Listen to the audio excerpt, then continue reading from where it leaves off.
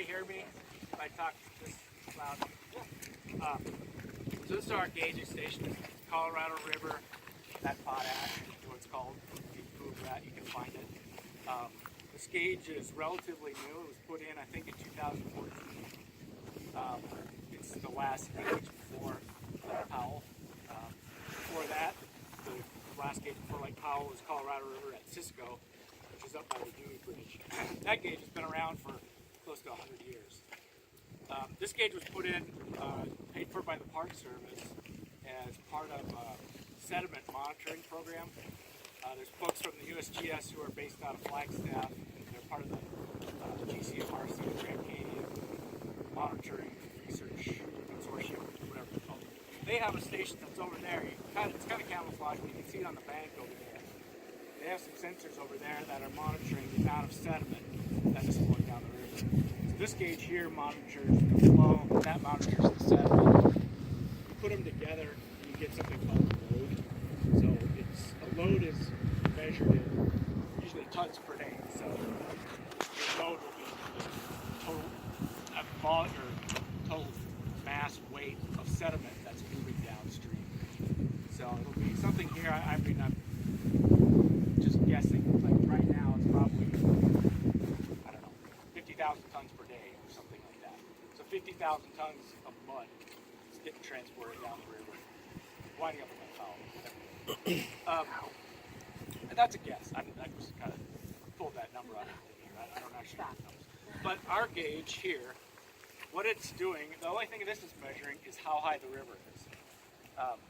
So that sensor that's found on the cliff right there, that's a radar sensor. So it shoots a radar beam down, bounces back off the water surface, comes back up. Using the travel time, it knows the distance from the bottom of the sensor to the water to 1/100th of a foot. So that gets recorded in here, the electronics. See what it's saying right now.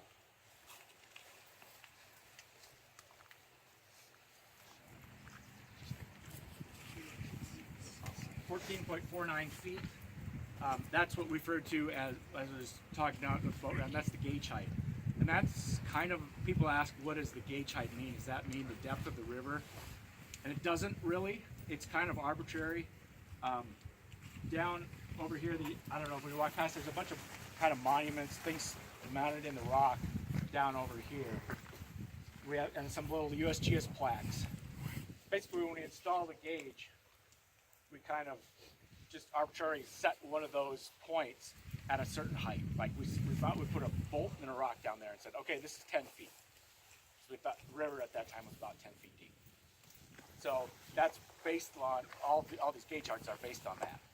And we also use those, we come back and survey every year just to make sure our gauge is reading accurately. We do have plans in the near future. We're going to bring in some high-grade survey grade GPS and get true elevations on those points. So then we know we can tie in the riverbed and the stage to a true elevation. So it takes a reading every 15 minutes. And then it's hooked up, it has a built-in satellite transmitter in it. That's what that white antenna is up there. It sends a satellite transmission through it's the GOES, the geostationary satellite that's primarily used for weather. But the government has, or the USGS has a contract to use a bunch of their channels, so we transmit a lot of our data that way. Gets shot up to the satellite, relayed back to a central point, Waddups Island, and then it's dispersed out onto the web in what we call real time, although it's only updated every hour. For a station like this, it's fine. The stage really doesn't change that rapidly. You have a creek like Mill Creek in town, where it rained a whole bunch last night. The river came up really fast. You might want to, sometimes we'll transmit quicker than that for flood forecasting. This station has I don't know if you guys were here last year, but that radar sensor was hitting mud below it for a good part of the year last year. So we had to put in this backup sensor. And this is this cable here. And that's a pressure line. This thing here, it's called a bubbler. And another way that we measure the gauge height of the stage. I guess you can't see it in there, but basically it's a little air compressor. So it has compressed air, and it slowly lets out air through that pressure line. And then there's a sensor in there that measures the back pressure on that. So what this is measuring is water pressure, and there's a water pressure equals a certain number of feet. It's a really accurate pressure sensor in there, so that's also measured to the 100th foot. That goes down, it's hooked up to a rock down there. So these are kind of the two main ways that we mostly measure the height of the river. And I haven't really talked about discharge yet, which is hopefully we can kind of demonstrate that later on the boat, but Gage has the right paperwork in it. But what we do with our physical measurements of the flow, we take that and we basically make a relationship. We call it a rating table because we put it in a nice table, and then you can just look at it, or I mean the computer looks at it. The computer gets the data from here, which is the gauge height or the stage, runs through this table, says okay, at 14.49 feet that equals 17,200 CFS, and then it plots that on the web. Where do all those numbers, what are some of the things that go into that calculation? Our measurements are key to what goes into that. We don't have, pretty much the way the USGS runs stream gauges is all based on these rating tables, and that involves collecting discharge flow measurements. Discharge in the river is it's velocity times area. So you have to know how fast the water's moving, and then you have to know the cross-sectional area of your river section. So you have the cross-sectional area, and you have water flowing right there. You have your cross-sectional area is in square feet, right? Like just two-dimensional areas, square feet, and then you have your feet per second of your water moving past that. So you multiply those two times together. If you remember back to your algebra and exponents, feet squared times feet per second is feet cubed per second, cubic feet per second. So I was just curious if this site takes temperature as well. it doesn't. It does not? Our gauge at Cisco does.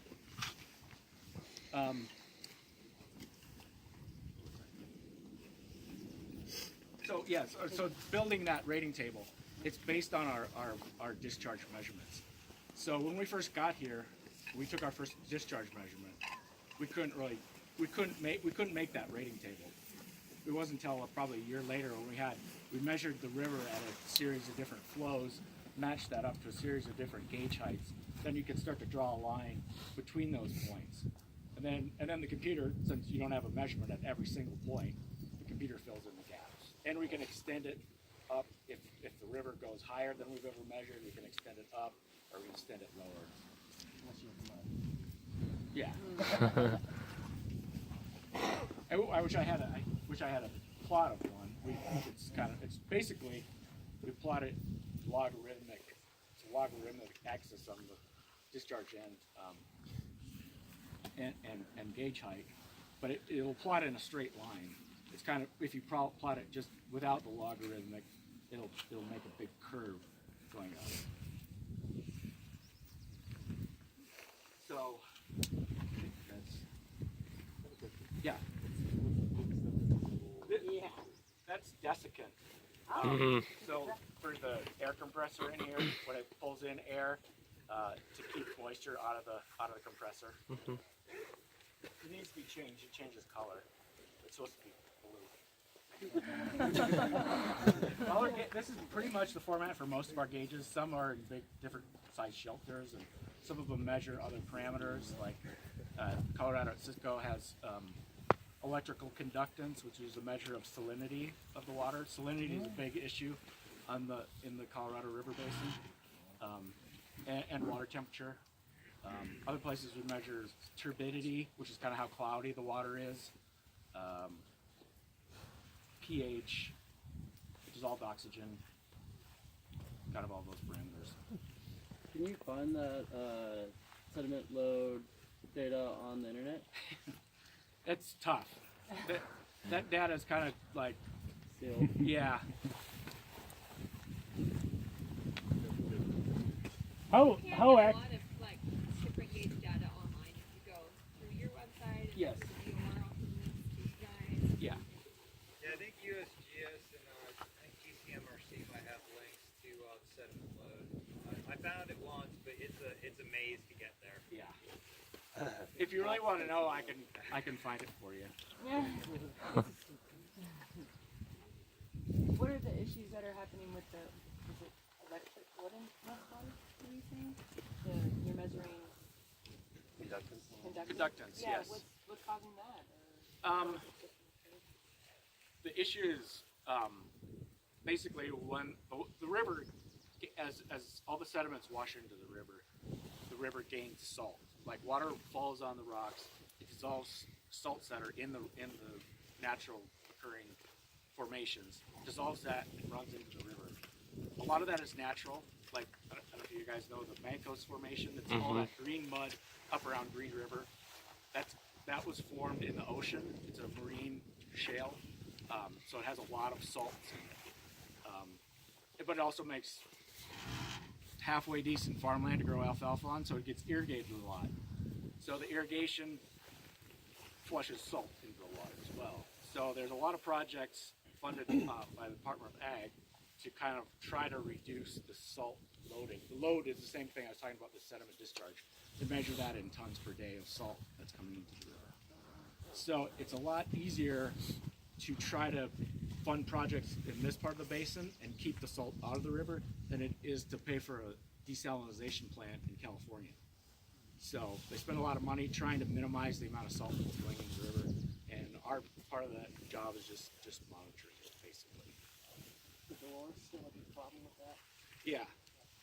I don't know if you guys felt the earthquake here a couple of months ago, but that earthquake was caused by an injection well over on the Dolores River in Paradox Valley.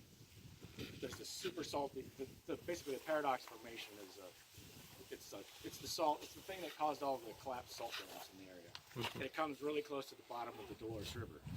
So they install all these wells to pump that salty water out before it goes into the river. And they have to have somewhere to put that, so they have this deep injection well over there. And it's been running for 20 or 30 years, and it's getting to the end of its lifetime. It's getting really, they have to pump at some huge amount of pressure, and it's basically like fracking. So that's what caused the earthquake. Cool. Can you talk a little bit about, so when you go on the internet and you click on like the Cataract Canyon Gauge, there's no physical thing down at the confluence, Right. but so you're just adding this with the Yeah. The Weather Service, you're probably talking about the Colorado River Basin Forecast yeah. Center. So they're part of the Weather Service, and they take our gauge data and run it through their models, which also take into account, snowpack and air temperature, local weather, and all this. And then they make a prediction. They predict that most of the gauges what the flow is going to be in the next, couple days. And they predict it down at Cataract Canyon too. So basically, they're taking the upstream gauges, kind of adding them together, adding in some travel time. So if they have a big surge of water coming past this gauge, it's going to take a couple days to get down there. Do you take into account the speed or the annual flows of the river that goes through there, or no? It's Always a wondered. guesstimate. Yeah. well, how accurate is it? 'Cause It's hard to know because there's no gauge there to check it against. Yeah. It's basically, there's been talk about putting a gauge in there. T-Berry knows about this. But there's been talk about putting a gauge down there, a real gauge like this, forever, but it's just never happened. We have our gauge at height,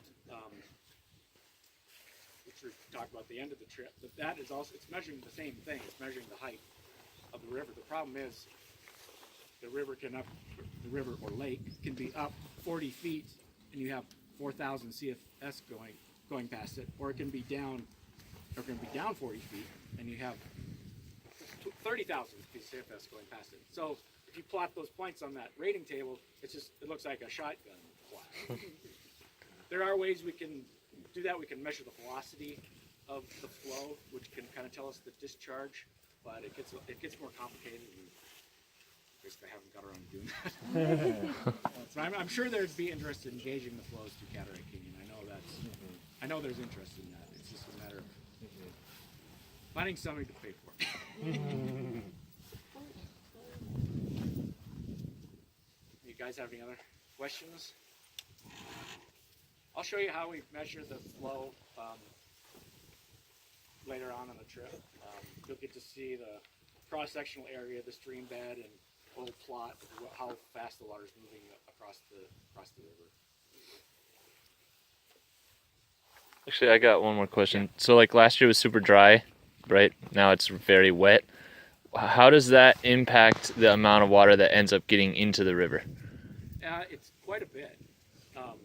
In talking, I sat in on the River Forecast Center has, maybe some of you guys listen to these, but they have some seminars where they start in April. They start predicting what they think the peaks are going to be and how much water is going to be flowing past, into the reservoir, past Gage's. One thing that they admitted, they said this year is tricky for them because last year was so extremely dry, and this year is just the complete opposite. That their models might not work complete.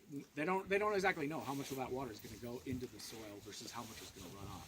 The other thing it depends is the timing of the runoff. So let's say we have weather like this until Memorial Day weekend. Well, it was supposed to snow 20 inches in the San Juans last night. So if it keeps doing that, it's not going to do that in June, right? It's going to be 100 degrees in June, so that snow's going to come, and it's going to come all at once.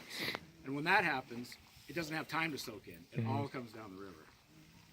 So people are hoping for a nice kind of cool, just like we've been having, a little warm spell, get the rivers going, cool off, slow them down, warm up again, and then you have a nice orderly runoff rather than everything else.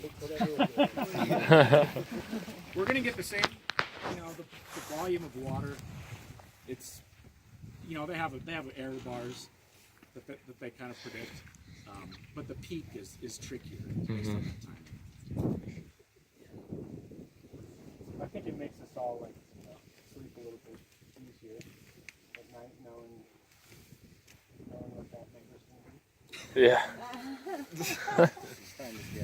Yeah, I don't know how. I mean, for Cataract Canyon, you guys use. There's a wide range. Yeah. The other thing is, it's hard. I mean, the timing of these two gauges can be a bit tricky. I mean, there isn't a lot of inflow between here and there. Even during the summer, you get a big monsoon rain. It's not going to dump a big volume of water.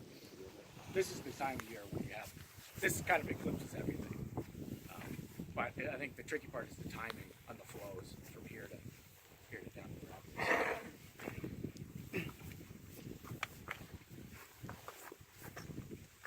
Okay. Thanks, man.